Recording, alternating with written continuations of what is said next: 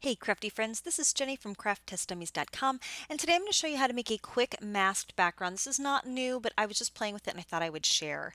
So I'm starting off with some nice wide low-tack painter's tape, and as you can see I'm really just using my eyeball to kind of mask off an area in the upper right hand corner. You can pick the place where you want on your card placement, but what you're doing is just putting down the masking tape so that as you add some inks or color, the rest is going to stay white. So I'm using some Distress Oxides and some Distress Stains. I like to mix and match the two, and I'm just scrumbling the color onto the surface.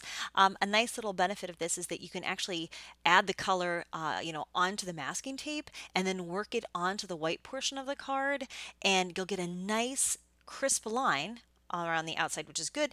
And then, that's where your leftover ink just sits on the masking tape. I'm also adding some little spatters of water because I really like that look. It's going to give it a little bit more texture. And I just blot off the extra with the paper towel. And those were a little whiter than I wanted them to be, so I just toned them down with the ink that was left on my blending tool.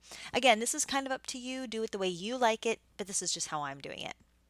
So now I'm going to go back and I'm going to use some more of my Distress Oxide inks and stamp pads, and I'm just going to add a little floral spray because my focal point is a flower. And the way I started this is that I colored this beautiful image of a flower and I did not want to color a whole background. So this is my cheater way of kind of tying it together without doing a whole lot more coloring with alcohol inks. So I'm just adding a little bit here, and then I'm ready to remove the masking tape to reveal the nice crisp white card underneath.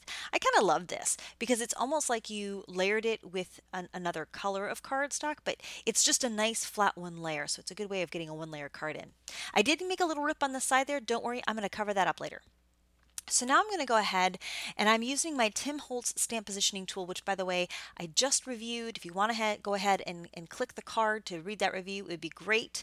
But I'm using more of that Distress stamp pad to create my sentiment so the colors all tie together nicely. And then there's that stamped image that I'm now going to add some foam tape to and affix it onto the front, kind of more or less in the middle because the sentiment's on one side and the background is on the other, so actually putting this right in the center worked very well for this. For me, the finishing touch is just adding a few sequins with my favorite On Point glue. Again, I have another review of that if you're interested. I also reviewed the markers that I used for this, so go back and take a look at those other projects and reviews. So I'm going to leave you with just a couple of versions of this card. I used the Lawn Fawn stamps to make this cute little jelly one, and of course my beautiful flower. By the way, this is a Spellbinders stamp set. So thank you so much for watching. I hope you enjoyed this video. If you did, please give it a thumbs up, leave me a comment, and have a crafty day.